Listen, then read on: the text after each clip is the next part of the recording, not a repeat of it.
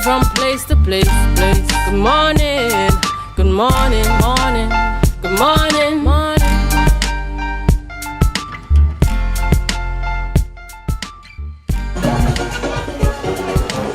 Good morning, viewers. Yes, it is Carnival Tuesday. Carnival Tuesday happening right here. It's on National Carnival Celebrations, the greatest show on earth. I am Julian Skeet, and in fact, this morning, courtesy Tobago Updates Television, the Tobago Updates morning show, a part of our lineup here comes to you live from in Coddler Hall. Of course, you know, part of the Carnival celebrations annually. It takes place in and around Tobago. These national celebrations here happening at the same time with Trinidad. And over the last few years, Coddler Hall has joined what we describe as the annual Carnival celebration. And therefore, today is no different.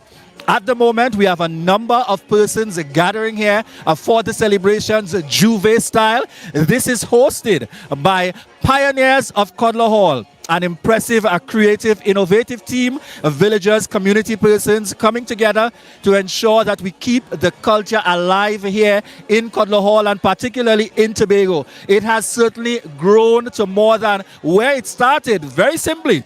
As a community initiative, we are happy to be bringing you the highlights here, courtesy the Tobago Updates morning show. And of course, I'm outside enjoying the celebrations. This is home. This is home for me. And most certainly, we are happy to be here with you. And this morning, we'll also be connecting and heading across with Candice Jackson. She will also be in the mix, giving us some insights and the lineup of some of those persons responsible for the happenings here in Tobago, giving us an update, checking in on our security and a number of efforts taking place. Those of you now connecting with us, yes, this is Carnival Tuesday. National Carnival celebrations happening here in Tobago. And at this point, we head on over to Candice. Good morning to you, Candice Jackson. Morning to you, Julian. Yes, you and I'm on the inside today, but that's okay. As you can see, Julian is enjoying himself, and we will be connecting with him throughout the morning show, throughout GMT, as we bring in you live coverage of what's happening out there in Coddler Hall Juve. And of course, nobody better than to cover Coddler Hall Juve. A special good morning to you folks. Thank you for joining the Tobago Updates morning show. It is such a pleasure to be with you this morning. I just want to remind you, of course, to share the live as we get started for today. It's quite an exciting day. Of course, like I say, we have some carnival activities. Of course, there was a change of how some of these things are going to play out. Well, of course, Coddler Hall Juve is not affected by what's going on with the cleanup efforts for that oil spill. But we know that, for instance, the parade of bands, there's a little bit of a different route that's going to be happening this morning. Well, so you're just going to be aware of that. So if you're going to be heading into town, unfortunately, you're not going to get the nice Milford Road view look of things. But don't worry, along Garden Side Street and onto the highway and so on, that's where the parade route. And of course, that's all for safety reasons. And that's what we can but yet still make sure that, you know, things remain safe for our masqueraders there out on the road. And we are excited to bring you all of that coverage and so on throughout the day. And yeah, so stay locked on to Tobago Updates. But viewers, I want to thank you again for joining us this morning. I mean, we have a jam-packed program there for you. So I'm just to kind of give you an idea of what we can expect for the morning show this morning. We're going to be chatting first of all with Miss Diane McCrimmon, and she is the chairman of the Tobago Band Leaders Association. She's going to give us a perspective on, you know, what's happening there on their front. I know they're not quite too happy with the way some things unfolded over the weekend. Of course, there were some changes as a result of what's going on with the oil spill. Kitty's Carnival in Scarborough in Tobago, it was on Scarborough on Saturday, was cancelled, and there was a concern about that. We're going to have Councillor Tashia Grace Boris also on with us. She's going to give us an update of what's been happening with Carnival today, and as well as to clarify some misinformation that's been going on in the space, folks. Our beaches remain clean. The majority of our beaches remain clean. The only beaches that are affected by this oil spill are between Scarborough and Cove. And so just so you are aware, all the other beaches on the island are safe, they're clean, they're not affected by the oil. Only those areas that are between Scarborough and Cove are affected by the oil at this point in time. We're also going to be connected by Miss Sherry Ann Sebro, and she's the owner and designer of Sherry Ann's Tie-Dye, and she's going to give us a recap because she took part in Kiddies Carnival in Roxborough. And we are also going to be speaking this morning with ACP Collis Hazel, as we talk about the police, how has things been going on from the police standpoint. So far as far as the information I have is that things have been safe, and we hope that they remain safe, because Tobago, we have a very important product to protect. So we are going to be connecting with ACP Hazel a little later on in the program. So yes, so that's an idea of what can be expected. I hope you are enjoying yourself for this carnival weekend, and whatever you're doing, that you too remain safe and you take care of yourself, you be careful of your surroundings and so on. And make sure that when you're out having a good time, don't have too much of a good time with the alcohol, because you don't want to have to get in your car and drive in afterwards, because you don't want any accidents and that sort of thing happening. So just be careful, just be mindful of those things. Just of course be mindful of your kids, where they are and so on. We want to keep everybody safe. We don't want any kind of reports happening or incident reports happening here in Tobago over the weekend. So yes, and I mean, just to give you an idea also of what's been happening with the cleanup efforts. Now, we had some more equipment arriving in Tobago yesterday. There was some work being done at Magdalena Grand Hotel in terms of laying down some of the can saw material, which is supposed to help absorb the oil and make the removal from the shorelines and the water a little bit easier for those people that are out there. But of course, the cleanup efforts continue. The leak from the vessel, unfortunately, continues at this point in time. I know those people that are out there trying to contain the oil, they're having a little bit of challenges with the oil booms are concerned, but we are awaiting the arrival of larger oil booms to place around the wreckage so that we can contain that oil and prevent it from getting out. So that's just a little bit of what's been happening out there as we try to get this situation under control, and hopefully we can have some good news pretty soon. But of course, we at Tobago Updates are going to have you locked on and updated as that information comes to hand. So in the meantime, I'm going to go for a quick break. But before I do, just please remember to share the live, share the live, share the live.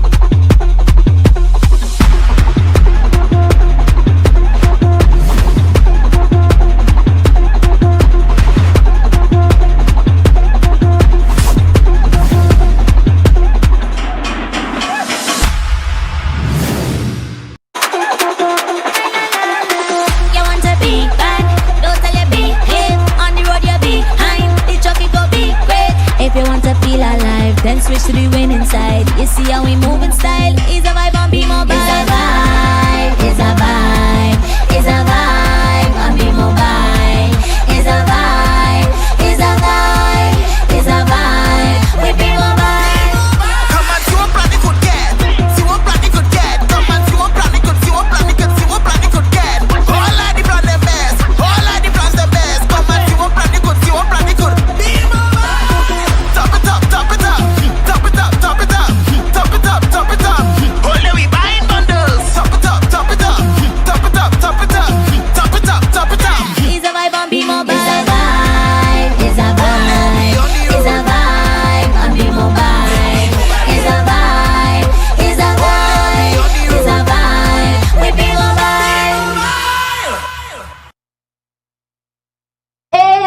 come in. Long time I see you.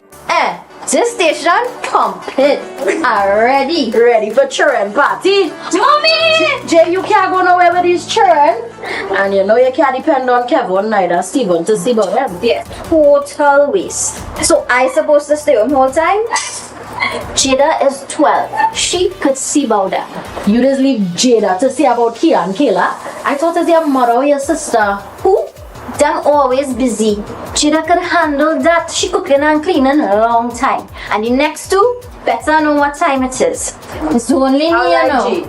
I will talk to my mother. She just home these days. She will make sure the children okay. Alright. Let me see the moves for later. Before your Ramajé, make sure the children okay. Call 996 to report all child abuse now. A message from the Children's Authority of Trinidad and Tobago.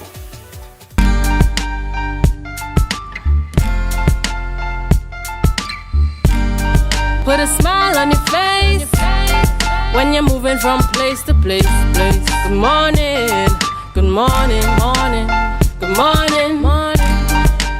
Yes, viewers, good morning and welcome back. Yes, we are live on the outside here. It is Coddler Hall celebrations, Carnival Tuesday, right here in Tobago. I am Julian Skeet, and indeed happy to be on the outside here with you this morning. In fact, Candice and I switch roles just a bit. Coddler Hall is one of the times for sure.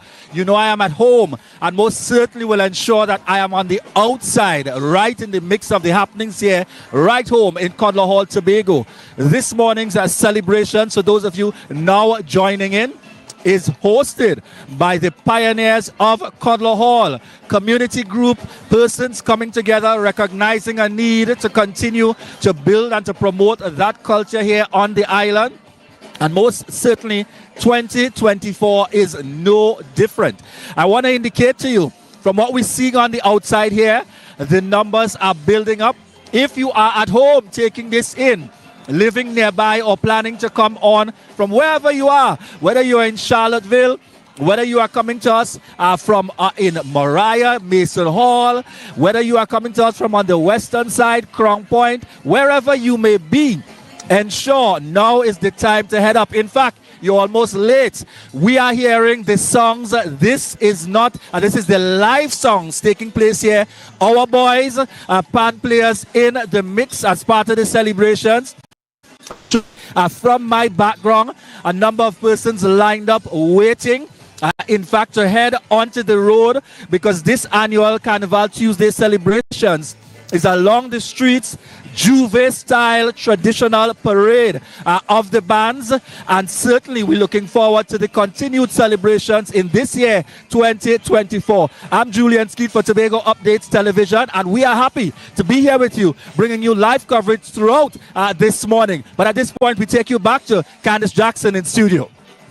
Thank you so much, Julian. And he is certainly having a time out there in Coddler Hall for Coddler Hall Juvie. So yes, if you're ready to go, if you've been wanting to go, you should probably be already there. Or get out there, get on the road now and enjoy yourself. But in the meantime, here back here in studio with me, I am connecting with the Secretary of Tourism, Culture, Antiquities and Transportation, Ms. Tashia Barris, and she's joining us on the line. So special good morning and welcome to you, Ms. Tashia Barris. How are you doing this morning? Good morning, Candice, and good morning to your viewers. I hope everybody's having a safe and enjoyable carnival. I feel like if I am not getting any sleep. Certainly, I think we're all out there working hard for this season with everything that's going on. First of all, I just want to get an update on what's been happening with Carnival Tuesday. What can we expect? We see Julian already out enjoyed himself at Coddler Hall Juve. But as for the other activities, I know there's been a lot of talk in the air and so on. But just to set the record straight, what can we expect today for Carnival activities?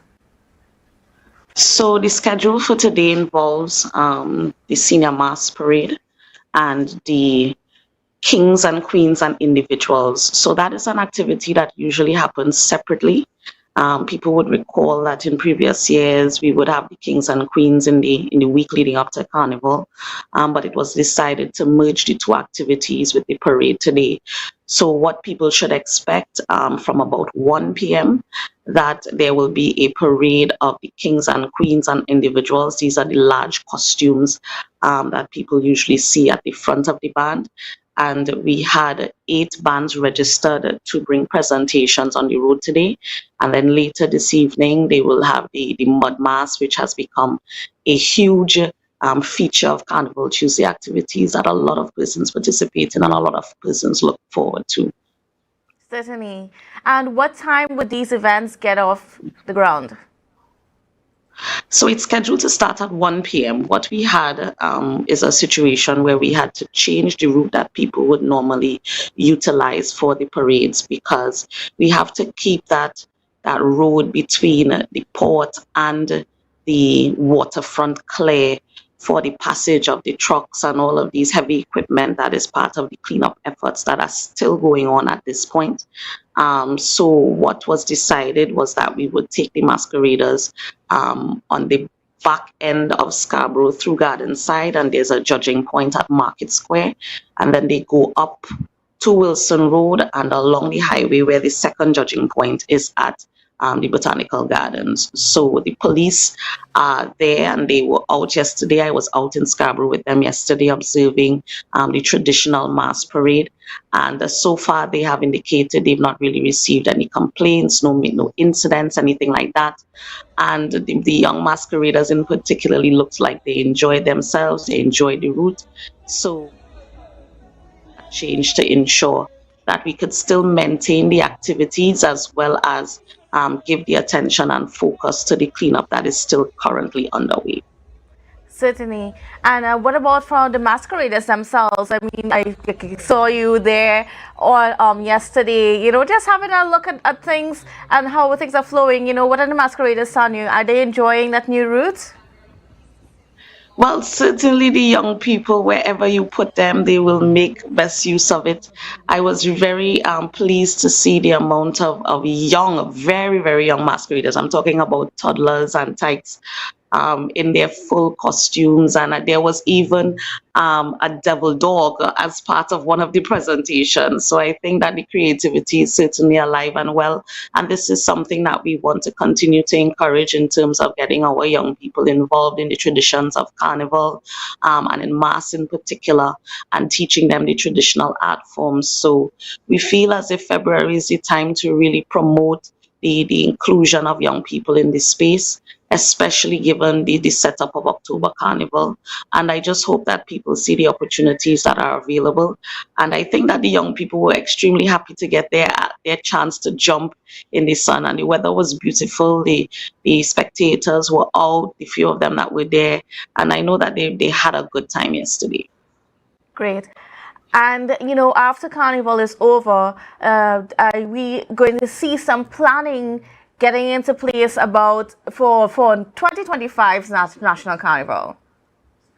Most definitely. After the dust has settled this week, next week, the plan is to call in all the relevant stakeholders and to have some serious conversations regarding the way forward for national celebrations.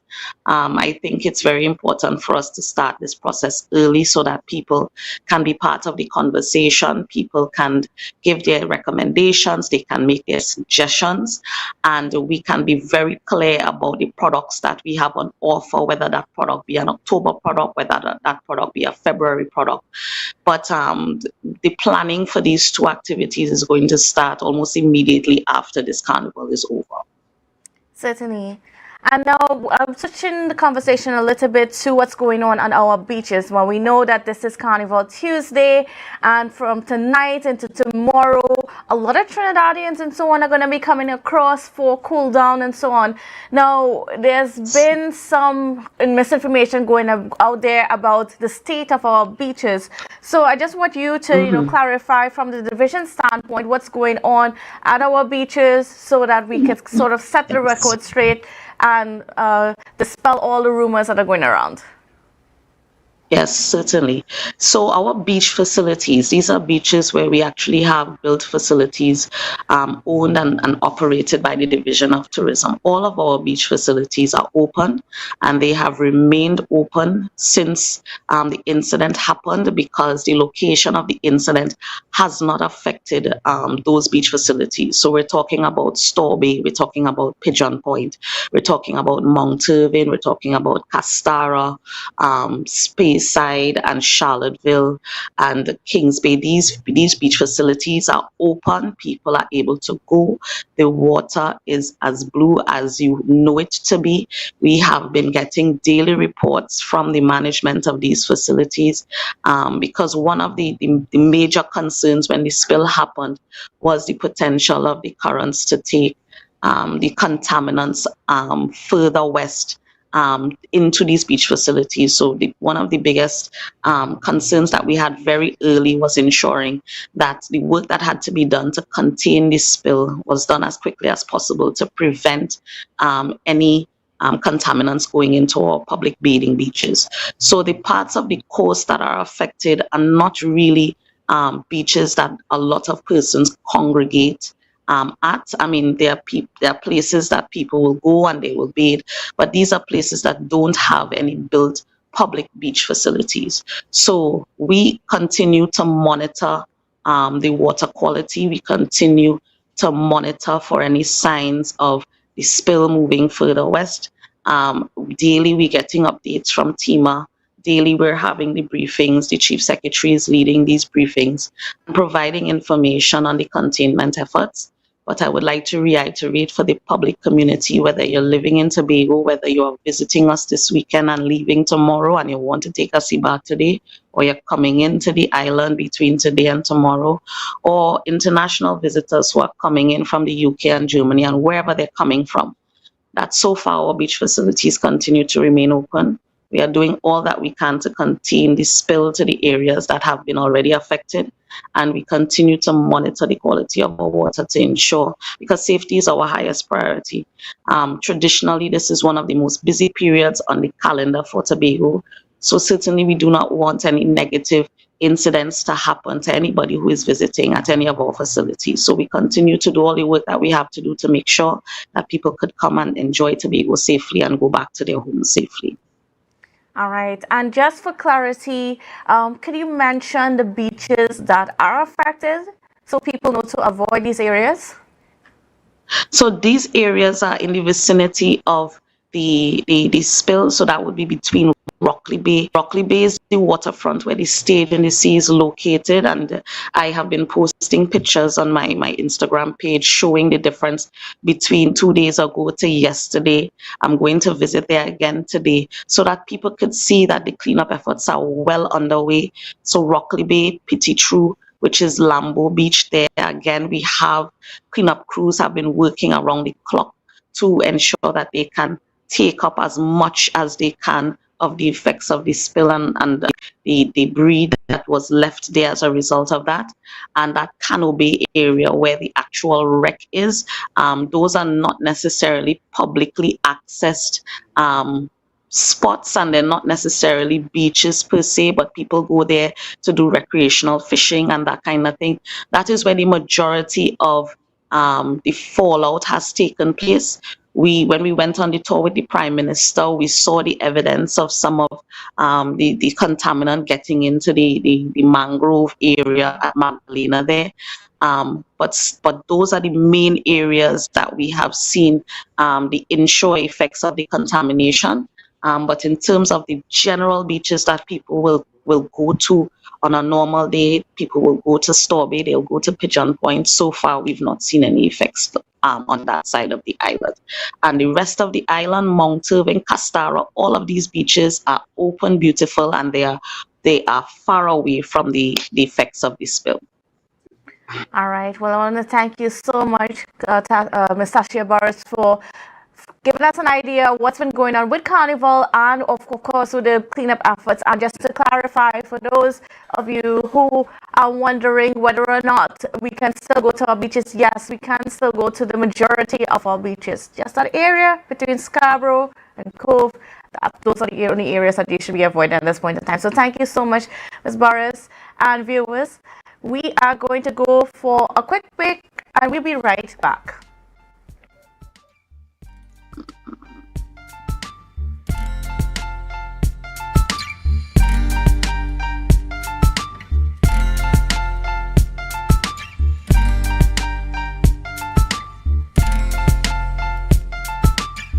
At JK Tech, we bring technology to your doorstep. From cutting-edge laptops to reliable printers, we've got it all. Nationwide delivery and a new website for easy online ordering. JK Tech is your one-stop shop for your electronics and computer needs. Carrying top brands such as Acer, Samsung, HP, and much more. Follow us on Facebook and Instagram at JKTechTT or visit jktechtt.com. Quality tech is just a click away. JK Tech. Evaluate your shopping experience, your tech, your way. Call or WhatsApp 383-2651. Shop smart, shop JK Tech. Inner Health, number 13B Portmore, Scarborough, Tobago, with over 25 years experience offering services in and not limited to microscopic blood analysis, reflexology, and the sale of a wide range of organic herbal products used to supplement thyroid, lymphatic, heart, kidney, and brain health, and the male and female reproductive systems. Come and chat with us. Remember, your health is your wealth.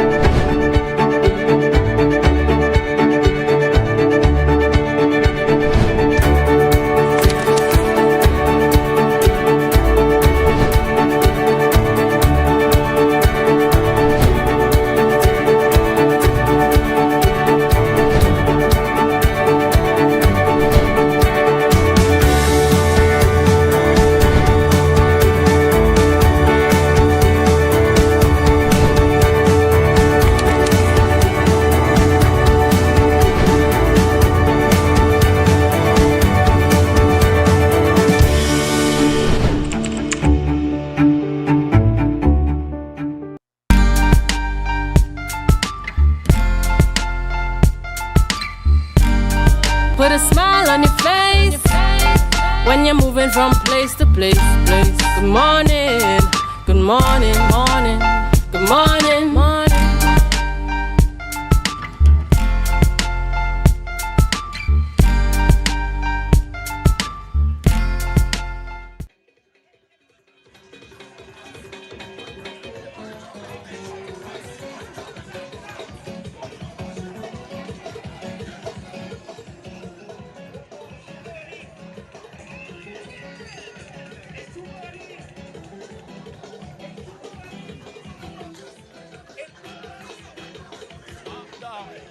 Hey, yes, Tobago, the thing starts. The energy is flowing. This is Tobago Updates coming to you here live from Coddler Hall. I am Julian Skeet. Yes, and we are on the outside this morning. In fact, I just hearing the music in my head, up, down, side to side. The energy is high. We just saw on the stretch here as we begin the lineup for the parade, the Coddler Hall Parade, taking on a Juve style annually, hosted by pioneers of Coddler Hall.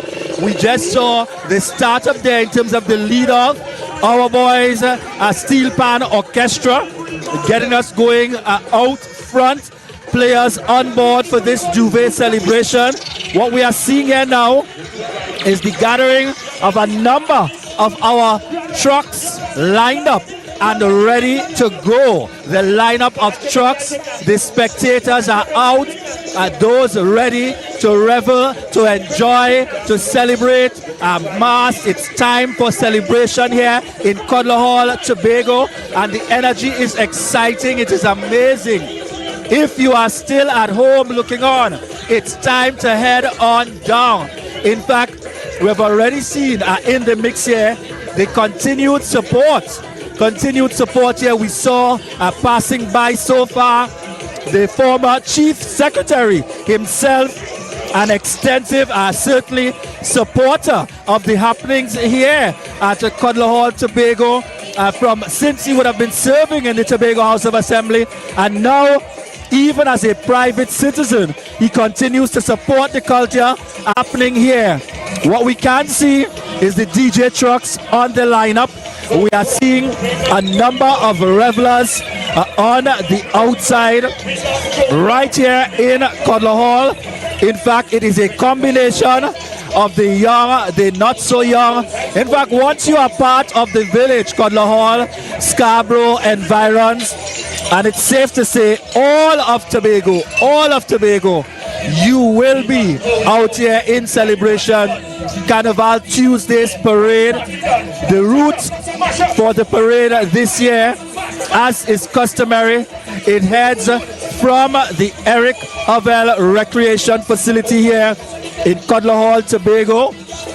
Then it heads straight over the highway into the village of Bagatelle, straight around and coming back on the Coddler Hall stretch, making the full circle for the Coddler Hall annual celebrations taking place here. And of course, as usual, in the mix, it is well supported, and certainly we look forward to a safe Carnival Tuesday celebrations here in Coddler Hall.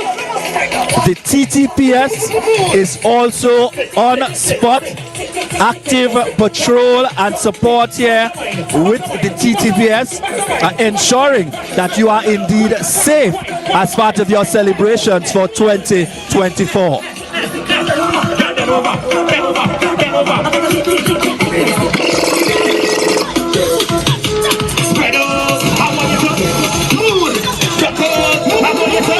Welcome back to Good Morning. Good back to Tobago Updates Morning Show. And of course, yes, you have Julian out there, out in Coddler Hall, Juve, just taking in the celebrations and giving us those updates, those wonderful updates of what's been happening on the outside.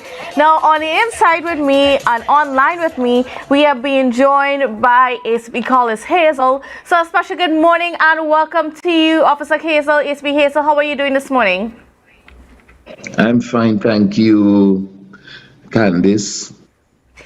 All right, so what can you tell us about the weekend so far? Has there been any incidents, or how has it been for you guys in terms of a safety standpoint? Well, Candice, as we have promised in our planning before, we continue to experience a safe carnival.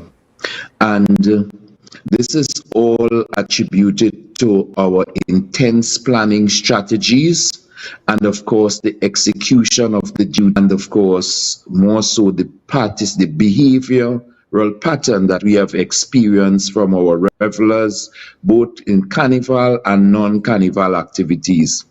Thus far, I am happy to report that the last 72 hours we have seen a nil report of any serious crime or any incident happening on the island, which is as what we are basing our basing our revelations on. Mm-hmm.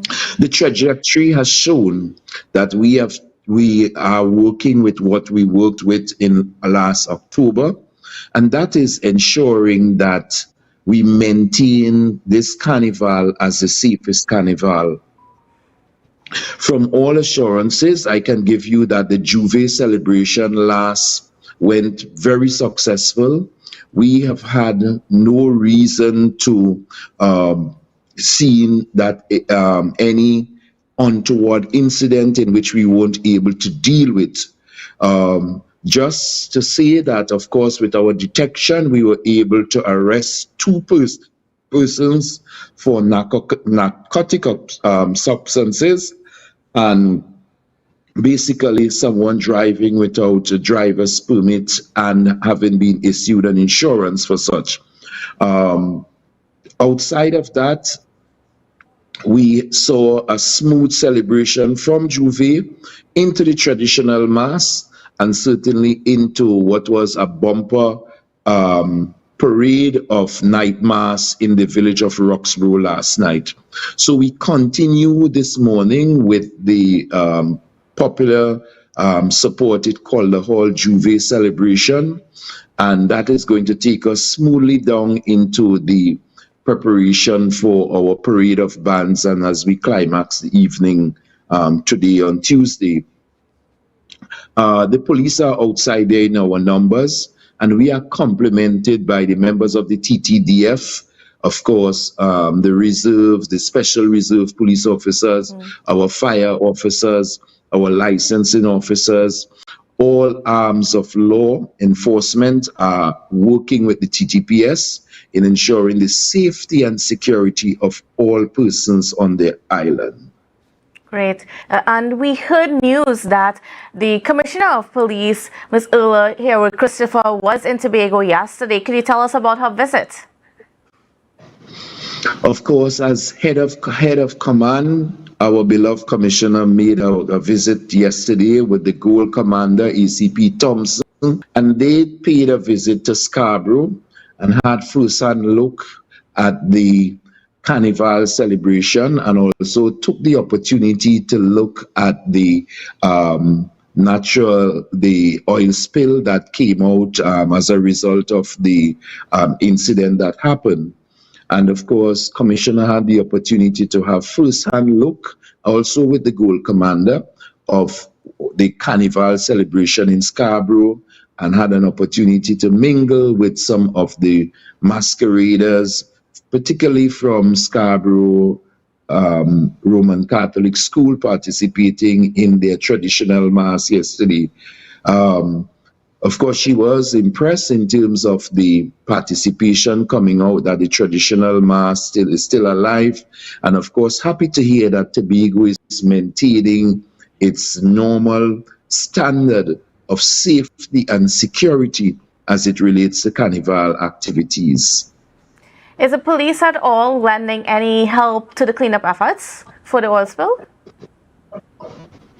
Of course, in terms of our police youth clubs, we are collaborating with an agency with which we work in order to ensure that we can partner with that. And we are in talks presently with TEMA as to how we can play a part in that role. All right, great. And in terms of just, the regular patrols of the beaches and just all the other activities and tourist hotspots on the island, how are things going on that front? Well, thus far, we have not had any untoward report as it relates to the non-carnival activities. We have had over 13 or so groups that are presently on the island, both local and our Trinidad counterparts, groups that are on the island camping, and our community policing officers and our special victim units are paying close attention to these camps, ensuring that the safety and security of all is important and paramount, and that we abide by all the restrictions and in terms of treating with that. Thus far, things are going pretty smooth, and we are happy in that regard. All right. Well, I want to thank you so much, ACP Carlos Hazel, for joining us and giving us that quick update about how things are going for the Carnival period. And we hope that it remains safe. And certainly, folks, if you see the police out there and whatever instructions they give you, just follow them, respect our officers and so on, because they're only there to help maintain our safety and help ensure that nothing major happens within our space. So thank you again, ACP Carlos Hazel. You are most welcome, Candice, and just to remember that there were slight changes as it relates to the route for the Carnival celebration today, which starts at 1 o'clock for the parade of bands. So we are asking our drivers to take precautionary measures as we proceed to the Claude Noel Highway. We are asking persons as well, the breath officers are outside there. So if you are drinking, please find a designated driver. Let us try to be safe Let us try to live longer. We have not had any incidents of road traffic incidents, and therefore we wanted to maintain that way. We are asking persons, there's a lost and found boot at the VOC, at the Old First Citizens car park. So if you are coming into town and you are participating, ensure that you walk along with your children, and that they are tagged if for some reason for identity. We are also asking persons to heed all the traffic restrictions that there is. Make sure to organize your transport. You young people who are involved in those bands, there is still a future for you. Please do not drink anything that you do not or consume any alcohol or any beverage which you did not open yourself. It is very important that you remember to take precautionary measures. We are also sending a message to those persons who are bent on crime. While we do have the mud mass ban taking place tonight, special emphasis would be placed on this, and we are asking persons to please desist from any form of violence that can bring the celebration with any that is running very smoothly at this time with any problems. So the police and all its national security apparatus will be enforced. So please heed our instructions as we seek to ensure that safety and security is paramount in October, in our carnival, because it is our intention to ensure that we brand our October Carnival the last and safest carnival on Paradise Island. I thank you and do have a happy and safe carnival. Thank you so much, ACB Collis Hazel. Well, viewers, we are going to go for a quick break, and we'll be right back with more on the Tobago Updates Morning Show. Yo everyone, it's your boy Harry here from Authentic Builders General Hardware, located right here in Strawberry Local Road, Tobago. That's correct, right here in Tobago. And we are offering you guys the best prices on all hardware material. And if you would like to get your free quotation done, all you have to do is WhatsApp us at 272-1990, and we will give you guys the best prices on all hardware material. That is a guarantee, as we are matching or beating any quotations.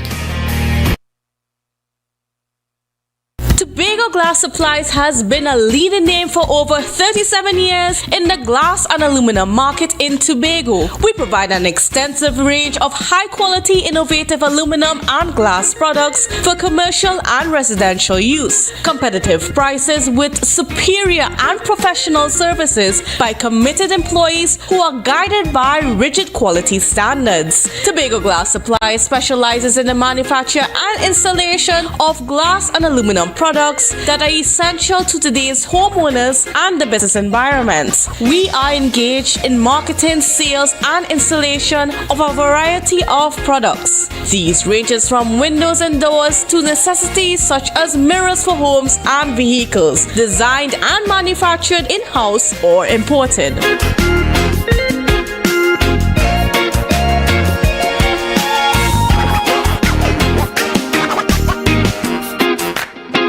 Carnival is here, but before you hit the streets, make your home the ultimate party zone. Standard says, make it stage ready, now for now. Get dazzling deals on TVs, furniture, appliances, everything to impress your guest. 10% cash back, easy financing, plus no down payment.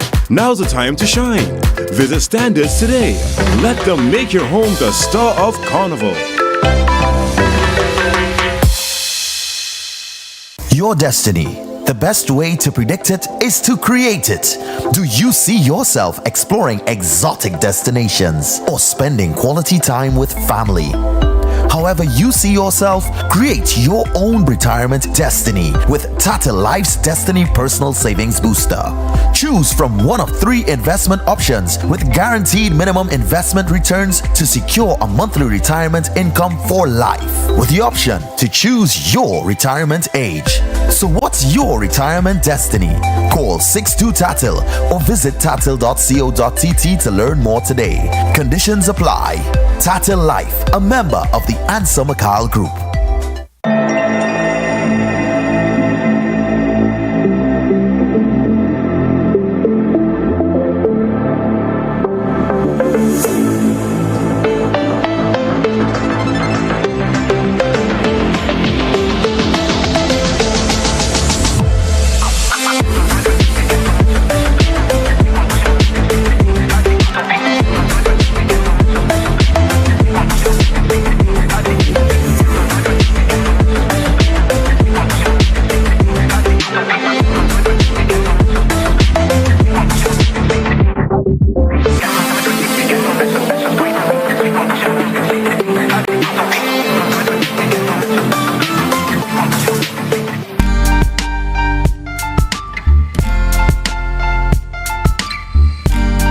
Put a smile on your face when you're moving from place to place. Good morning, good morning, morning, good morning, morning.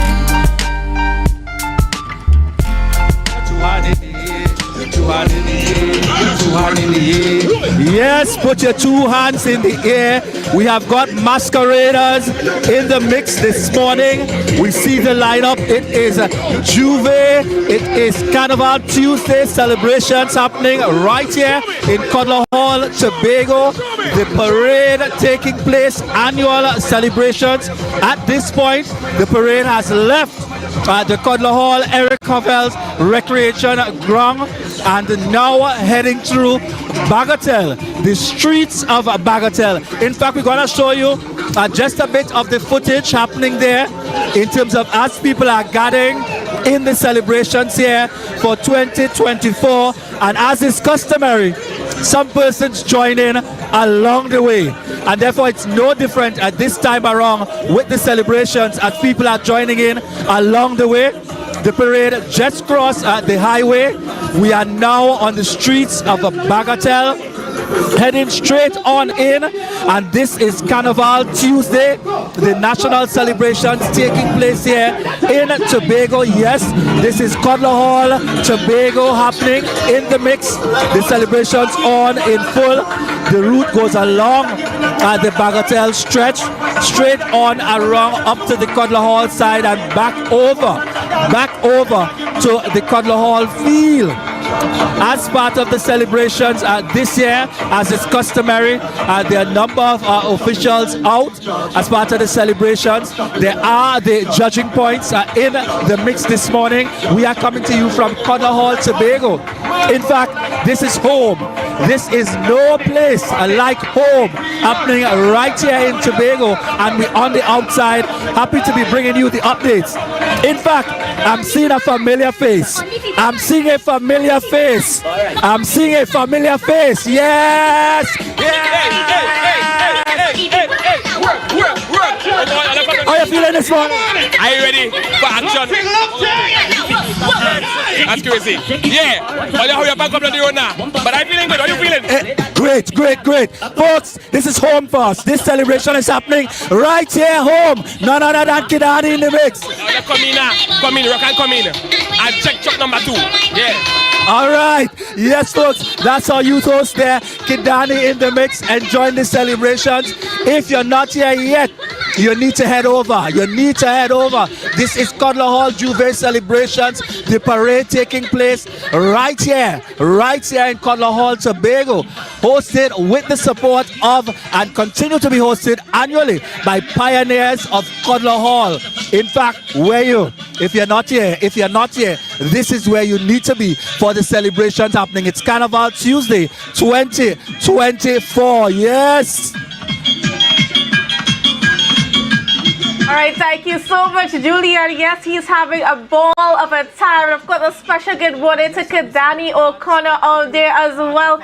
I mean, it's certainly looking like the place to be. Well, viewers, I am here on the inside, and joining me this morning to give us an idea of how things have been going over the weekend, especially where Kiddies Carnival is concerned in Roxborough. I am being joined by Miss Sherry Ann Sebro, owner and designer of Sherry Ann's Tie-Dye, that beautiful tie-dye creation that we've seen all over Tobago. Yes, this is the powerhouse behind it. Special good morning and welcome to you, Sherry Ann. How are you doing this morning? Good morning. I am doing very well. And good morning to all those locked in on the Tobago Updates and Morning Show Live. Sorry, great. So Shireen, now give me an idea of just how did things go in Roxborough on Sunday? Well, in Roxborough on Sunday, for Tie-Dye City, things flowed smoothly. We didn't have a problem with the trucks or anything. We got a truck and things flowed smoothly. The only thing, we had a long wait by the judging point down at the complex. It's usually a long wait, right? What I must commend those that the judges and those who were in charge of Roxborough. Judging was supposed to lock off at 7, and they did not. They extended the time to accommodate all the bands that was unable to judge before 7, so I just want to commend them for that. And in terms of the organization, any concerns where I was concerned? Yes, what one concern I have with Carnival on a whole is the results. I mean, today is Tuesday, the competition was Sunday, and we still haven't got any results. I mean, this year, although I participated in Trinidad already, I collabed with someone. I wasn't physically there. This year was my first year actually going to Trinidad for competitions with my son. He went up as a king. And while down there, they had several categories. And by the time they meet the 3rd category, the results of the 1st category already come out. So they're doing it fast, on the move, right? So I believe that they had enough time from since Sunday to give the results. Because I mean, if Trinidad is in Mecca Carnival and we're supposed to take pattern from them, that is the only problem I have, right? And I'm sure other band leaders could attest to that about the carnival, the positions not coming out fast enough. Now, there was a lot of concern because Kiddies Carnival on Saturday had to be cancelled due to the oil spill cleanup efforts. And there was a lot of complaints coming out from both the band leaders and the masqueraders where that is concerned. Of course, it was a loss on both sides and that sort of thing. You know, just give me a perspective on that whole situation. Right. On my view, the kids' health is of paramount importance, right? So I did not have a problem with them canceling Saturday, because before Carnival we had meetings with the ACP, and he was telling us how much planning it takes to put in place for Carnival and these things, and it probably was impossible to find an alternative route right away. But what I was hoping is that they would have given the kids Monday to compensate for Saturday, right? Because I mean, they would have had enough time to put things in place over the weekend to say, well, the kids didn't get to parade on Saturday, they could parade on Monday, because they didn't have anything during the day on Monday. The kids could have, taken up that spot. And in terms of Roxborough and the participation in Roxborough, again, there were some concerns in terms of, being able to come up to Roxborough to participate and that sort of thing. What was the reaction from the parents on the ground, about Roxborough being their only option for this year as a result of everything? Well, I know some band leaders had challenges because persons would have asked back for full or partial refunds. That didn't happen with us. I spoke to the parents, I will bribe up the children and all kind of thing, and everything that they were supposed to have on Saturday, they got on Sunday. In terms of the maxi taxis, some maxi taxis were late because, we had a large ship in the port, and we were accommodated in Roxborough due by the extended judging hours. So even though some of the maxis were late to take the kids up, we were still accommodated. So the judging and stuff, I mean, the crossing the stage happened late because of the maxi situation. Yes, that was the situation for some of the band leaders that were coming from down on this side. What is your view on how things are progressing with Carnival this year? It's a big February Carnival was not advertised. We had no launch, and I was very disappointed because I participated in the first October Carnival. I had a Juve band, and being in several meetings, you know, the chief sec had mentioned to us that October Carnival would not interfere with February, and it was not so this year. You know, we had to make a real noise because, one, they wanted to cut the prices for the kids. Adults, they wasn't going to give them any prices for Juve, night mass, all these things. So I believe if you're saying one thing, that it would not affect February, please don't let it affect February. Because if persons watch at the statistics, not all the band leaders that participate in February participate in February for different reasons. It could be funding, it could be different things. October is not a competition, and some band leaders look forward to winning in the category in order to make back some of their money. So when you just want to cancel out February, how those band leaders are going to benefit, right? In terms, I mean, the no marketing was a big problem, and persons were very unsure as to if anything was happening in Tobago, because, you know, it had a lot of back and forth on social media, and when you contact some of your regular masqueraders, they'll be like, it's having Carnival in Tobago, I thought they canceled that. So, I mean, that could have affected the participation in some bands. But what I must add is that all the persons that has been bashing Tobago band leaders, you know, I hope they had tuned into the live or had went to Roxborough on Sunday, because to me, the quality of the mass portrayed by the band leaders for the kids in Roxborough on Sunday has improved drastically. Yes. I must commend all the band leaders for that. I mean, the costumes, I was in awe with some of the costumes. They has improved drastically, and I just want to, you know, give them a pat on the shoulder because they will show up this year.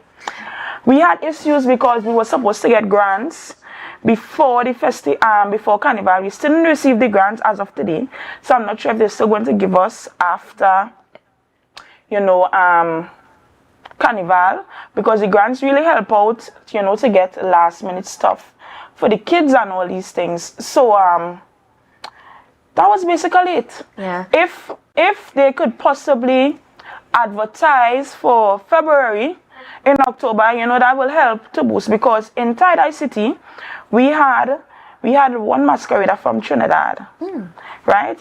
And the reviews I got from the parents was excellent. You know, they called back to Trinidad and it was buzzing how they had so much fun and the kids had so much stuff to eat and all these stuff. So, I mean, not everybody might be able to deal with the whole big shenanigans in Trinidad. Some persons might want to come to Tobago. So, you know, you could still advertise for us and, you know, give us a better, you know, chance. Do you think that February Carnival going forward could be branded with Kiddies Carnival? I believe that it could be, but before that happens, things need to be put in place to protect some of the creatives in Tobago, because there are some creatives that actually make all this stuff from scratch by hand. They don't import nothing from China. They don't buy over nothing from Trinidad. They actually make, I would mention her name is Avion Gordon, right? Because she worked with us this year, and I don't know how this lady does do it, because she produced like 6 costumes, 4 for my band and 2 for the department.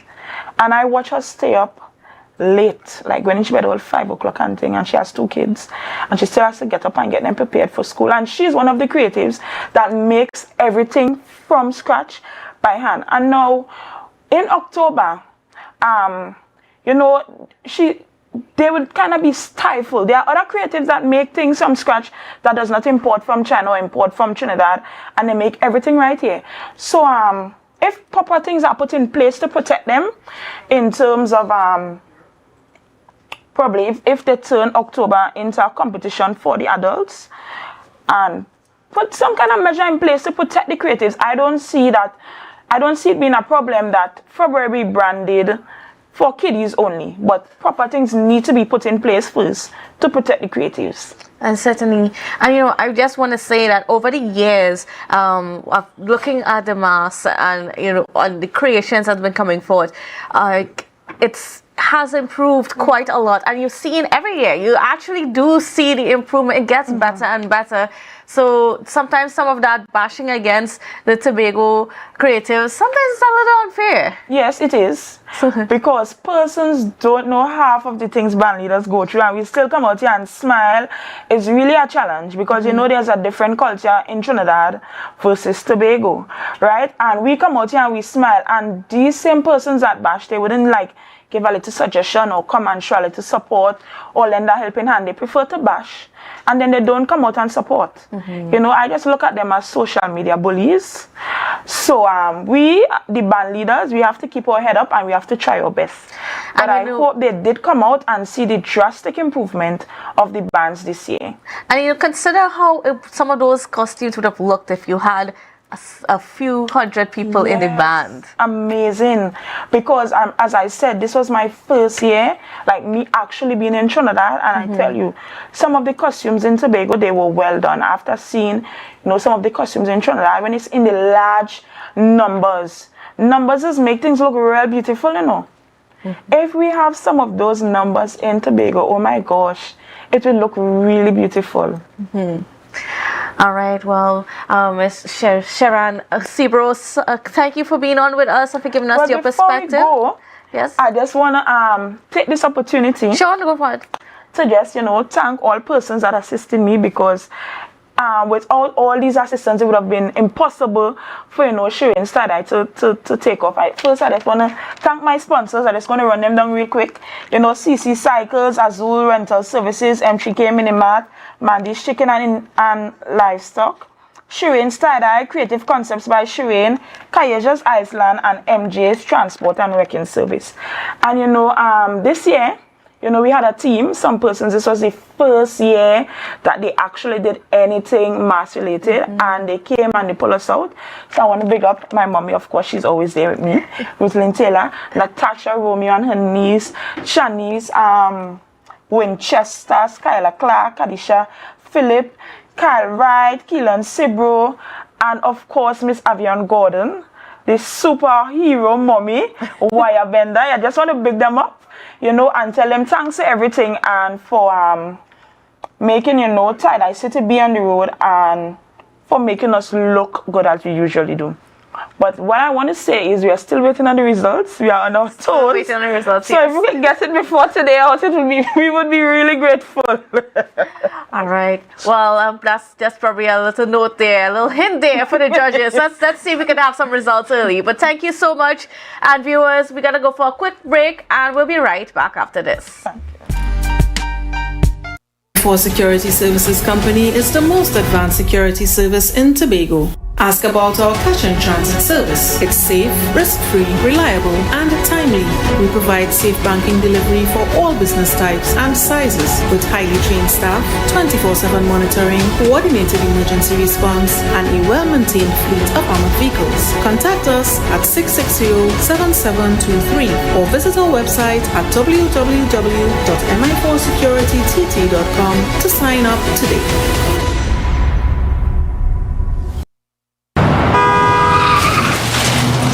Everybody only worrying. Never ever worry. Don't mind how things looking hard. I tell them never ever worry. If your life can't get damaged bad. I tell them never ever worry. What I'm saying is true. So just consider Tatil is always right here for you. I tell them never ever worry. Don't mind if life make you sad. I tell them never ever worry. If your house get flooded out real bad. I tell them never ever worry. What I'm saying is true. So just consider Tatil will always be here for you. Never worry about a thing. Tatil, where people are people. You know what I mean.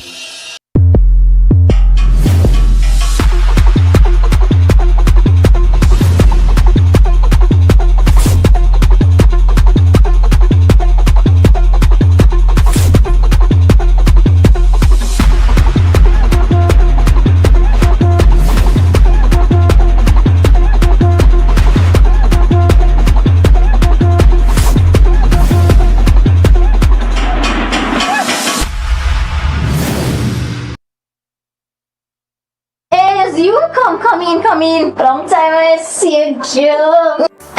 This station complete. Ready for children party. Mommy! Jay, you can't go nowhere with these children. And you know you can't depend on Kevin neither Steven to see about them. Yes, total waste. So I supposed to stay home whole time? Jada is 12. She could see about that. You just leave Jada to see about Kia and Kayla? I thought it's your mother or your sister. Who? Them always busy. Jada could handle that. She cooking and cleaning a long time. And the next two better know what time it is. It's only me, you know. I will talk to my mother. She just home these days. She will make sure the children okay. Alright. Let me see the moves for later. Before your Ramajé, make sure the children okay. Call 996 to report all child abuse now. A message from the Children's Authority of Trinidad and Tobago.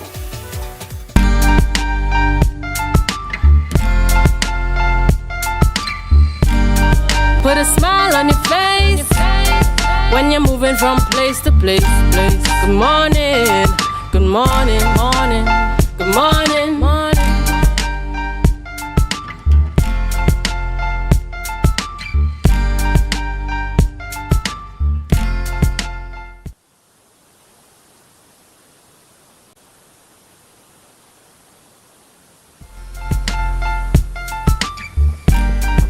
Yes, viewers, it is Carnival Tuesday happening right here in Tobago. This is the Coddler Hall celebrations taking place, and as I indicated to you before, we are moving along at the points. The parade is in full swing, starting out at the Coddler Hall. Eric Lovell, and in fact leading the parade today. You see, she's so hyped and energized because this is home, no place like home. Representing here our boys. Good morning. Good morning, how are you? Doing good. How are you? Well, we home, so you know it's celebration time. So we want to start a little bit. Tell us, is this your first celebration? I know that's an obvious question. No, this is the second time actually the band is taking part in the Juve, but we are planning, we've made up arrangements to make it an annual thing because as we said, it is home, so why not? Excellent. And just remind our viewers again, our boys. Tell me a little bit about our boys, because some people don't understand our boys is part of the foundation within this community and steel pan in Tobago. Yes, our boys is one of the oldest functioning steel bands in Tobago. It is over 50 years old. Our boys, as we know, Patrick Arnold was one of the founding members, and he would have been the president of Pan Trinbago, and he would have been very instrumental in developing Pan so far. We would have just come out of a successful year, a successful 2023, a successful Panorama season. We would have qualified for the small band finals, where we would have placed 7th, and we are here just winding down and gearing up again, because right through the year we have activities, so we want to make sure the players stay engaged, and by all means we have to be a part of our celebration of Juve. And I love the fact as well, even if it's the oldest steel band representing, the mix in terms of membership. Tell us a little bit about, I've seen from the very young right up in the blend, those supporters who have been there over the years. In any organization, you must have the older ones to teach the younger ones. Coming into the steel orchestra as a young person, I would have been welcomed by the elders, and they would have made us feel comfortable, made us capitalize on our potential. So by all means, you have to make sure the cycle continues. That's how we learn discipline, that's how we learn to manage and maintain the art form and the skill. So we welcome everybody. We have the older ones, we have the not so old, and we have the young, and it's open for all. It's fun, it's love, it's music, and it's a very passionate thing. And I hear and I'm thinking naturally, Pan is love. Pan is love. That is love. Yes, indeed, as we continue to celebrate here.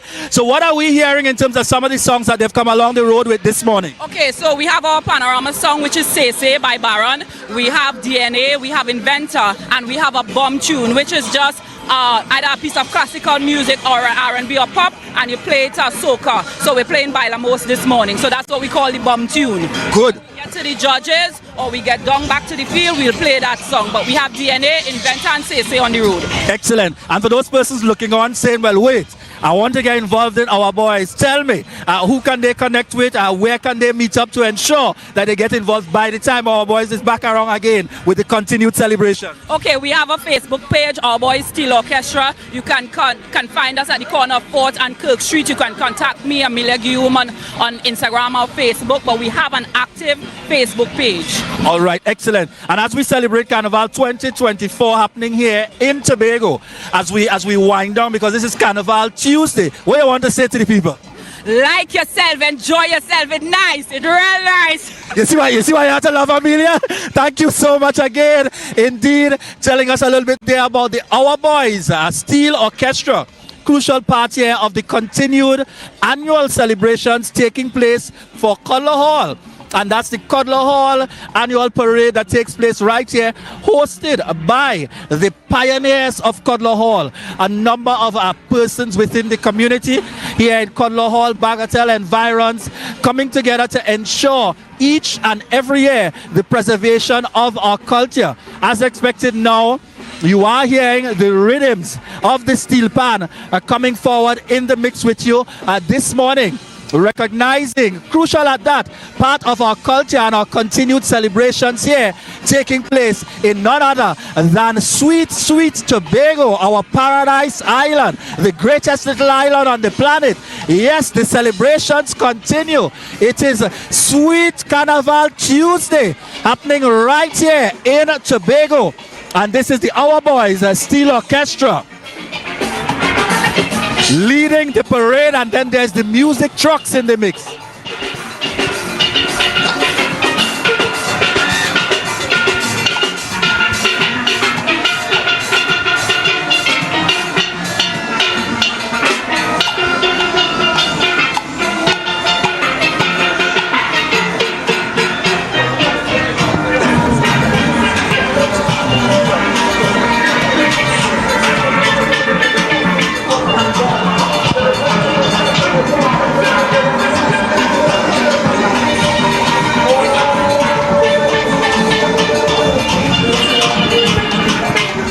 Thank you so much, Julian, for giving us a little update in our hometown. Yes, I have to say in our home village, because yes, Bagatelle is home for both Julian and I.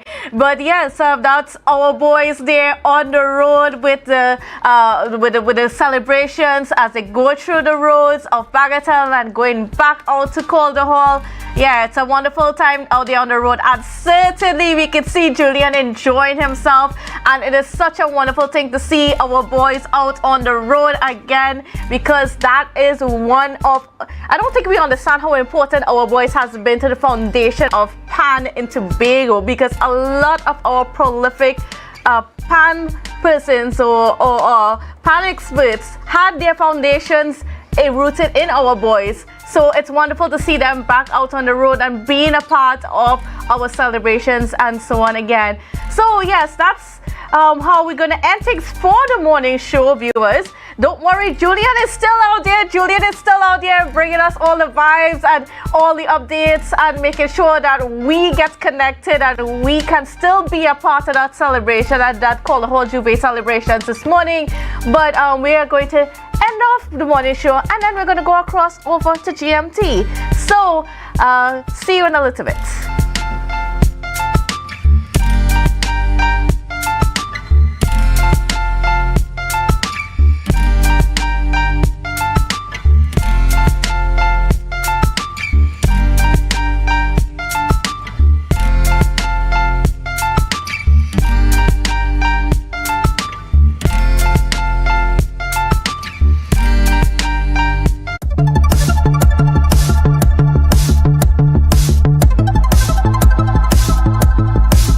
Picture this. He had such a magnificent presence, and his influence over many years has really shaped the Central Bank of Trinidad and Tobago. Those words describe Tobago's, and specifically Lake Coteau's Victor E. Bruce, who was the first local governor of the Central Bank of Trinidad and Tobago in 1969. Now, Listen to this. In 2023, an office was re-established in Tobago where you, yes, you, can visit to lodge complaints in respect of financial services provided by banks and licensed financial institutions. And guess what? The office is housed in the iconic building named after Victor E. Bruce in Market Square, Scarborough. Meaningful, right? That organization is the Office of the Financial Services Ombudsman. Today is also important because we are opening this office at a time when it is well known that we have some challenges getting between the both islands. And it is actually one of the mandates of the island's government to ensure that we bring a lot more of these services to the Tobago space, which in turn will prevent the need for Tobagonians to journey to Port of Spain to get these services. And so we are happy that the Office of the Financial Services Ombudsman is actually leading the way.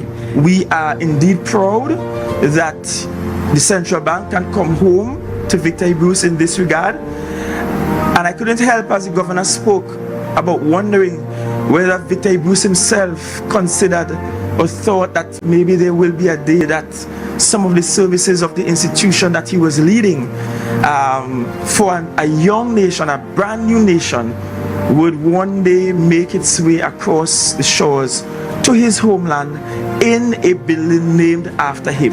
We are proud that on this momentous occasion, we are coming back to the roots in a building named after this eminent son of the soil. So I really think this is real, it is symbolic, but it is also grounded in reality. The Financial Services Ombudsman plays a crucial role in promoting trust and confidence in the financial sector.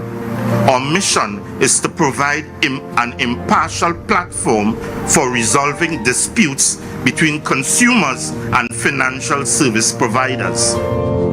Services from the Ombudsman will be provided from September 27th and be made available every second and fourth Wednesday in the month from 9 a.m. to 1 p.m. free of charge to members of the public. That was a production of the Department of Information, Office of the Chief Secretary, Tobago House of Assembly.